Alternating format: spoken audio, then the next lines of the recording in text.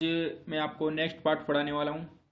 जैसा कि आपने अभी सीए फाउंडेशन का अपना चैप्टर चल रहा है अकाउंट्स में इन्वेंट्री, और इन्वेंट्री में हमने पहला पार्ट कर लिया है। सेकंड पार्ट में अपन अब कुछ क्वेश्चंस लेकर आया हूँ और जो अपनी आईसीए ग्रेजुएशंस और क्वेश्चंस हैं वो कराऊँगा, और जो मेन मेन क्वेश्चन है वो आपको मैं पहले कराऊँगा, और जैसे उनकी 2 कॉपी क्वेश्चन आता है तो वो आपको घर से करने के लिए दूँगा। ओके, तो आगे अपन बढ़ते हैं नेक्स्ट पार्ट के अंदर।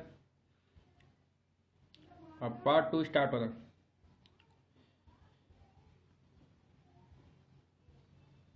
इन्वेंट्री में आपको 7 वाला इलास्ट्रेशन कराऊंगा, और 7 वाली इलास्ट्रेशन बोल रही है कि from the following information calculate the historical cost of the closing inventory using adjusted selling price method. इसका क्वेश्चन मैंने आपको ऑलरेडी इलास्ट्रेशन 6 करवा दिया है, उसी का 2 कॉपी क्वेश्चन आया 7। ठीक है, तो आप अपने हिसाब से कर सकते हो। तो जैसे मैंने आपको पहले बताया, अपने होमवर्क के रूप में भी इसको कर सकते हो, लेकिन इसको मैं क्वेश्चन कराऊंगा क्योंकि कई बच्चों के कमेंट्स आए हैं कि सर आप इसको करो, ऐसा ही क्वेश्चन 7 इलास्ट्रेशन है उसको कराओ। तो इसको मैं करवाता हूँ और आप अपने मन से करिए, फिर मेरे क्वेश्चन से मैच कीजिए कि मैच कहाँ तक अपना मैच हो रहा है, कहाँ अपनी कमी निकल रही है। ठीक है, तो नेक्स्ट अपनी यहाँ पे हेड क्वेश्चन आपके सामने आ चुका है। यहाँ पे सेल्स ड्यूरिंग द ईयर आपको दे रखा है 2 लाख रुपए, कॉस्ट ऑफ परचेज दे रखी है 2 लाख रुपए, ओपनिंग इन्वेंट्री दे रही है नील। तो कई बच्चों का क्वेश्चन आया, एक जब वहाँ पे कमेंट आए रहे थे कि सर यहाँ पे ओपनिंग इन्वेंट्री दे नहीं रखी, तो यहाँ पे क्या ओपनिंग इन्वेंट्री कैलकुलेट करनी है? नहीं, यहाँ पे ओपनिंग इन्वेंट्री को कैलकुलेशन करने की कोई जरूरत नहीं है, क्योंकि ओपनिंग इन्वेंट्री कुछ भी नहीं थी। जब अपना बिजनेस स्टार्ट हुआ लास्ट ईयर में, अपना पूरा माल बिक चुका था, उसकी क्लोजिंग इन्वेंट्री नहीं थी। तो क्लोजिंग इन्वेंट्री नहीं थी तो ओपनिंग इन्वेंट्री भी नहीं होगी। तो यहाँ पे ओपनिंग इन्वेंट्री कुछ भी नहीं है, जीरो मानेंगे। Closing inventory as selling price, यानी कि क्लोजिंग सेल्स दे रखी है आपको 50,000 रुपये। ठीक है, तो अपन करते हैं इसका सॉल्यूशन में अपन सबसे पहले यहाँ पे लिखेंगे adjusted selling price method. Adjusted selling price method के लिए क्वेश्चन बोल रखा है, अपन उसी से करेंगे। और याद रखें यहाँ पे स्टेप वाइज क्वेश्चन करना है। तो सबसे पहले आपको मैंने स्टेप बताई थी, कैलकुलेट करेंगे टोटल सेलिंग वैल्यू, और टोटल सेलिंग वैल्यू का अपन फॉर्मूला भी आपके सामने आया। टोटल सेल्स कैसे कैलकुलेट करेंगे? टोटल सेल्स कैलकुलेट करने के लिए आपके ड्यूरिंग द ईयर आपको सेल्स दे रखी है, अपन उसमें ऐड करेंगे क्लोजिंग सेल्स। ठीक है, और अपने ड्यूरिंग द ईयर सेल्स दे रखी है अपन को 2 लाख रुपए, उसमें ऐड कर देंगे 50,000 रुपये। 50,000 रुपये आपको क्लोजिंग सेल्स दे रखी है, तो दोनों को ऐड करने के बाद अपने पास आ जाएगी 2,50,000 रुपये टोटल सेल्स। एंड अपन यहाँ पे सेकंड स्टेप लेते हैं। सेकंड स्टेप में कैलकुलेट करेंगे टोटल कॉस्ट ऑफ गुड्स, कि अपने पास कितनी लागत का माल पड़ा है, तो उस लागत का माल को अपन कैलकुलेट करेंगे। तो टोटल कॉस्ट का फॉर्मूला अपन देखें तो टोटल ओपनिंग इन्वेंट्री के अंदर अपन ऐड कर देते हैं परचेज, और परचेज में ऐड कर देंगे डायरेक्ट एक्सपेंसेस। तीनों को ऐड करने के बाद अपनी क्या जाएगी? Total cost. ठीक है, और यहाँ पे अपनी ओपनिंग इन्वेंट्री नील दे रखी है, कुछ भी नहीं है, तो अपन जीरो मानेंगे। उसमें ऐड कर देंगे परचेज अपनी 2 लाख रुपए दे रखी है, और डायरेक्ट एक्सपेंसेस कुछ भी नहीं दे रखा, तो अपन बोल मानेंगे कि 2 लाख रुपए अपनी टोटल कॉस्ट है। ठीक है, तो अपन चलते हैं नेक्स्ट स्टेप में। नेक्स्ट स्टेप थर्ड अपन यहाँ पे देखते हैं। तो थर्ड अपनी नेक्स्ट स्टेप बोलती है कि कैलकुलेट करो प्रॉफिट एंड प्रॉफिट की रेट। ठीक है, तो रेट यहाँ पे इसलिए कैलकुलेट करते हैं क्योंकि जो अपनी क्लोजिंग सेल्स हैं, तो क्लोजिंग सेल्स में से अपन उसका प्रॉफिट अलग कर सके, कितना परसेंट उसमें अपना वो प्रॉफिट शामिल है। ठीक है, इसलिए अपन यहाँ पे परसेंटेज ऑफ प्रॉफिट कैलकुलेट करते हैं। तो आगे चलते हैं कि टोटल प्रॉफिट का अपना फॉर्मूला है, टोटल सेल्स में से अपन क्या लेस कर देते हैं? Total cost. ठीक है, और यहाँ पे अपना टोटल प्रॉफिट आ जाएगा। परसेंटेज ऑफ प्रॉफिट कैलकुलेट करेंगे, तो परसेंटेज ऑफ प्रॉफिट कैलकुलेट करने के लिए अपने यहाँ पे फॉर्मूला आता है, टोटल प्रॉफिट में अपन डिवाइड कर देता है टोटल सेल्स से, और मल्टीप्लाई कर देते हैं यहाँ पे 100 से। ठीक है, तो अपना क्या जाता है? Percentage of profit. एंड अपने यहाँ पे 2,50,000 रुपये टोटल सेल्स दे रखी है, अपने स्टेप 1 में अपने कैलकुलेट की, उसमें से अपन माइनस कर देंगे टोटल सेल, टोटल कॉस्ट। तो टोटल कॉस्ट अपने कैलकुलेट कर ली 2 लाख रुपए, तो 2.5 लाख में से 2 लाख रुपए माइनस कर देंगे तो अपना आ जाएगा 50,000 रुपये। ठीक है, 50,000।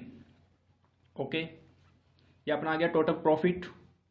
अब टोटल प्रॉफिट की अपन रेट कैलकुलेट करेंगे, तो टोटल प्रॉफिट में अपन 2,50,000 रुपये का डिवाइड कर देंगे और 100 से मल्टीप्लाई कर देंगे, तो अपना 20% अपनी क्या जाएगी? Percentage of profit 20%। Percentage of profit अपना आ रहा है 20%। ठीक है, और नेक्स्ट अपनी स्टेप बोल रही है कैलकुलेट करो कि cost price of closing inventory की क्लोजिंग इन्वेंट्री कितनी है। ठीक है, तो क्लोजिंग सेल्स में से अपन क्या लेस कर देंगे, closing profit, percentage of profit. Closing sales में से अपन लेस कर देंगे परसेंटेज ऑफ प्रॉफिट। तो परसेंटेज ऑफ प्रॉफिट कैलकुलेट करेंगे सबसे पहले अपन। तो 20% है तो 50,000 रुपये में 20% अपन क्या करेंगे, इसकी प्रॉफिट को कैलकुलेट करेंगे। 50,000 रुपये में 20% होगा अपना 10,000 रुपये। 10,000 रुपये अपन क्या कर देंगे, क्लोजिंग सेल्स में से 10,000 रुपये प्रॉफिट को लेस कर देंगे। ये अपना 50,000 रुपये में 10,000 रुपये अपना क्या है, प्रॉफिट शामिल है। तो प्रॉफिट को अपन क्या कर देंगे, लेस। ठीक है, तो प्रॉफिट लेस करने के बाद अपनी आ जाएगी 40,000 रुपये क्लोजिंग इन्वेंट्री। ठीक है, क्लोजिंग स्टॉक।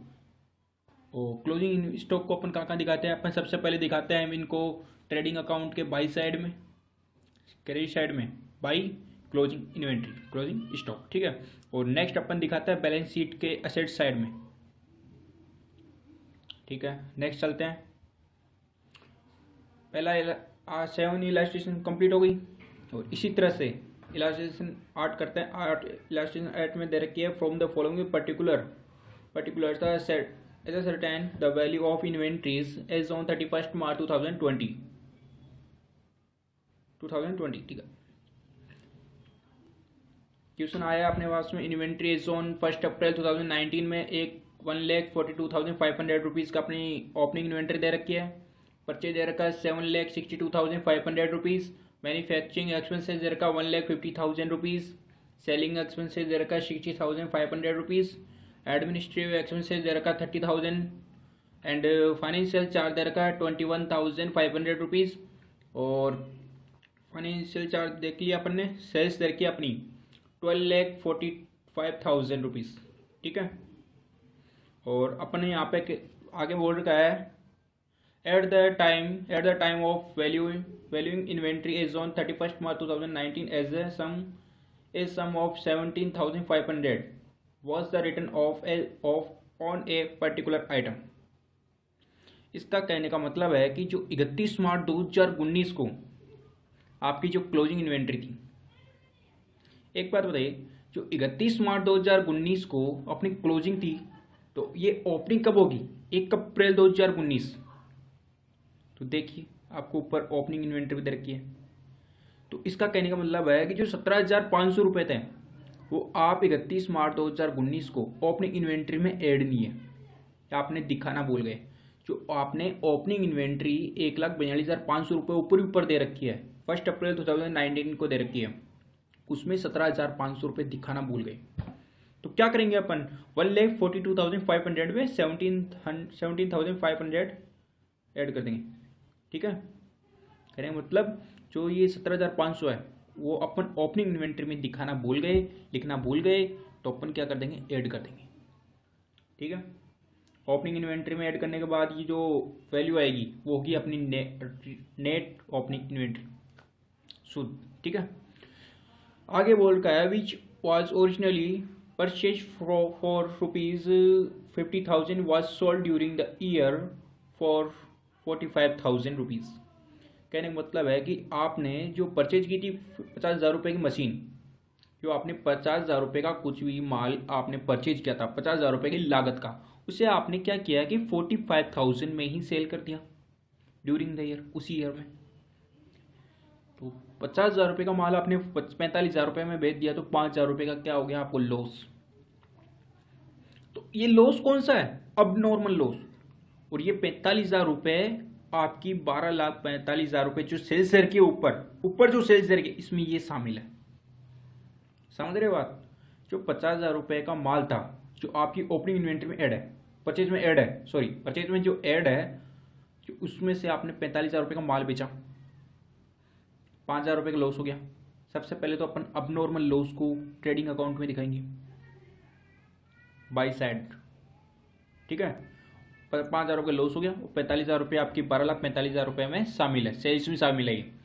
ठीक है, तो अपन क्या करेंगे, जो अब नॉर्मल सेल्स है उसको तो अलग साइड में अपन बांटेंगे, डिवाइड करेंगे, अलग साइड में दिखाएंगे। और जो 12,45,000 रुपये में जो शुद्ध सेल्स है, नेट सेल्स है, उसको अलग करेंगे। ठीक है, तो इसका अपन वर्किंग नोट बनाएंगे।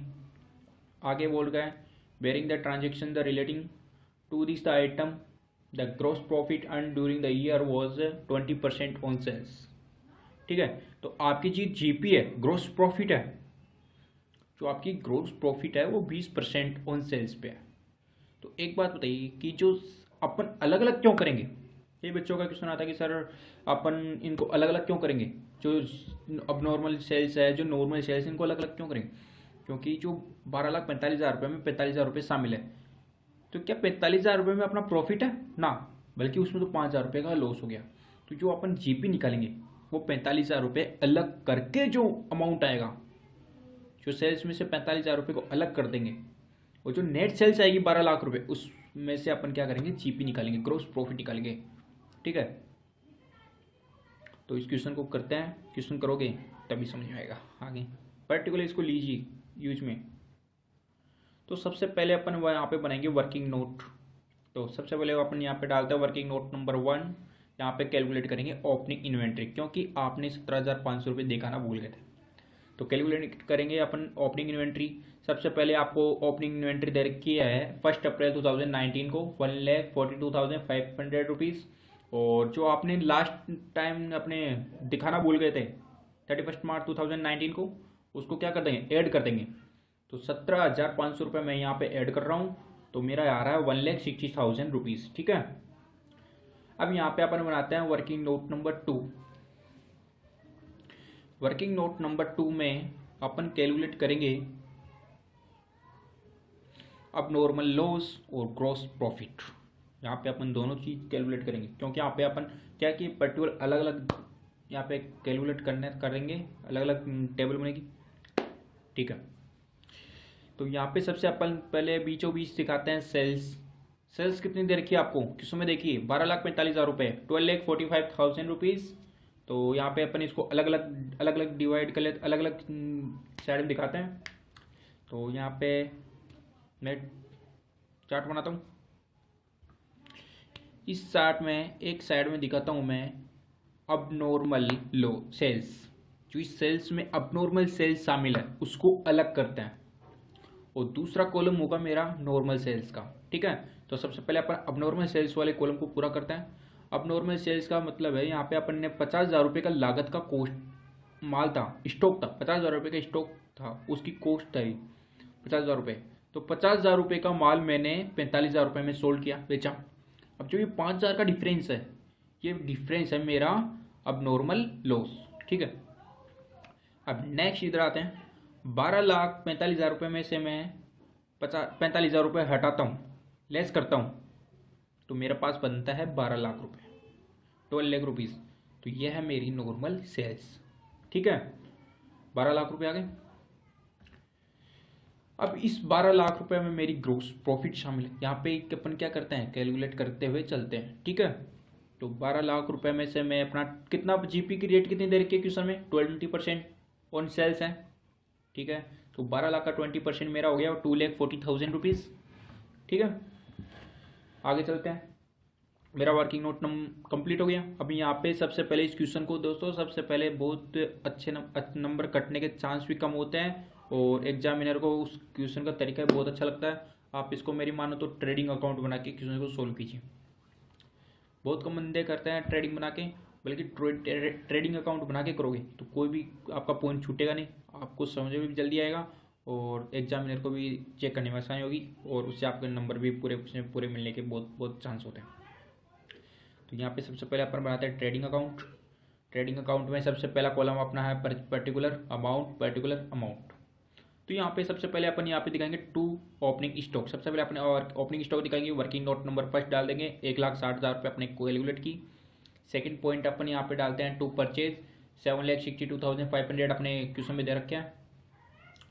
और नेक्स्ट अपन देखते हैं डायरेक्ट एक्सपेंसेस कौन कौन से हैं। ओनली एक ही एक्सपेंसेस दे रखा, मैन्युफैक्चरिंग एक्सपेंसेस, बाकी सारे इनडायरेक्ट। ठीक है, तो टू मैन्युफैक्चरिंग एक्सपेंसेस दिखाते हैं 1,50,000 रुपये। बाकी P&L में आने वाले खर्चे हैं तो उनको देखना नहीं है, अपने यहाँ पे ओनली ट्रेडिंग अकाउंट बना रहे हैं। और सीधा अपन दिखाएंगे अब, हाँ अपन ने जीपी भी कैलकुलेट कर ली, तो 2 जीपी वर्किंग नोट नंबर 2 2,40,000 रुपये। ठीक है, अब आते हैं क्रेडिट साइड में। तो क्रेडिट साइड में बाई सेल्स दिखाएंगे अपन सबसे पहले। By sales working note number 2 12,45,000 complete दिखाएंगे, कंप्लीट, ठीक है, कंप्लीट, ठीक। और बाई अब नॉर्मल लॉस, जो अपना लॉस हो गया उसको भी दिखाएंगे ना। आप अगर आप ना अब नॉर्मल लॉस नहीं दिखाएंगे तो यहाँ पे अपने डिफरेंस की राशि आएगी, डिफरेंस की राशि अपने क्लोजिंग स्टॉक में चली जाएगी, उससे अपना क्यूजन पूरा गड़बड़ा जाएगा। इसलिए अपन यहाँ पे अब नॉर्मल लॉस को भी दिखाते हैं। पाई अब normal loss working note number 2 अपने कैलकुलेट किया 5,000 रुपये बाई क्लोजिंग स्टॉक। जो डिफरेंस की राशि निकालो इसमें, एक डेबिट साइड का टोटल कर लो, क्रेडिट साइड का टोटल कर लो, और जो डिफरेंस की राशि आएगी वो होगी अपनी closing stock. Balance sheet figure मैंने यहाँ पे लिख दिया है 62,500 रुपीज़ अपना वो आ रहा है बैलेंस क्लोजिंग स्टॉक, ठीक है। आई होप आपको समझ में आ गया होगा। आगे चलते हैं। अब आता है अपने इलास्ट्रेशन 9। इलास्ट्रेशन 9 में अपने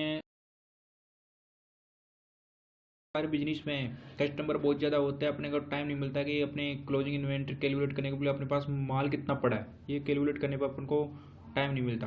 तो अपन क्या करते हैं कि थोड़ी देरों बाद अपन ओपनिंग इन्वेंट्री को कैलकुलेट करते हैं। अपनी 31 मार्च को कितना माल पड़ा था, 15 दिन बाद अपन को 15 अप्रैल को अपन को गोडाउन में माल पड़ा है 5 लाख रुपये का, किसमें बोल रहा है 15 अप्रैल को 5 लाख रुपये का माल पड़ा है। और 31 मार्च को अपन क्या गया है, किसी कारणवश अपन ने closing inventory opening inventory calculate नहीं की, क्लोजिंग इन्वेंट्री अपने कैलकुलेट नहीं की। तो 15 अप्रैल को आपको दे रखा है माल 5 लाख रुपए का। तो इस बीच 31 मार्च और 15 अप्रैल के बीच यानी 15 दिन में अपने जो भी ट्रांजेक्शन की वो किस में दे रखा है, ठीक है। तो इन ट्रांजेक्शन की सहायता से हेल्प से अपन क्या करेंगे कि 31 मार्च को जो अपनी क्लोजिंग इन्वेंट्री थी वो कैलकुलेट करेंगे, ठीक है। जैसा कि जो माल अपने पास आया तो वो क्या हुआ अपने पास 15 दिन में अपने जैसे माल आया 1 अप्रैल को अपने पास माल आया तो अपन क्या कर देंगे उसको लेस कर देंगे, और जो अपन ने माल बेचा उनको क्या कर देंगे ऐड कर देंगे। जैसा कि 4 अप्रैल को सेल्स दे रखी अपने की 4,10,000 रुपये। यहाँ पे ओनली टोटल सेल्स देखते हैं, कैश सेल्स हो चाहे क्रेडिट सेल्स हो, अपन यहाँ पे टोटल सेल्स ही लेते हैं, ना तो अपन कैश की देखते हैं ना ही अपन क्रेडिट को देखते हैं, अपन यहाँ पे टोटल को देखते हैं, ठीक है। टोटल सेल्स लेंगे, टोटल ही परचेज लेंगे, टोटल सेल्स रिटर्न लेंगे, टोटल परचेज रिटर्न लेंगे, जो भी चीज़ होगा वो टोटल लेंगे, ठीक है। तो यहाँ पे अपन जैसे सेल्स में अपना माल बेचा, माल गया अपने बिजनेस से माल गया, तो 31 मार्च को तो वो माल पड़ा था ना अपने बिजनेस में, अपने गोडाउन में जो सेल्स अपने माल बेचा 31 मार्च को तो वो पड़ा था।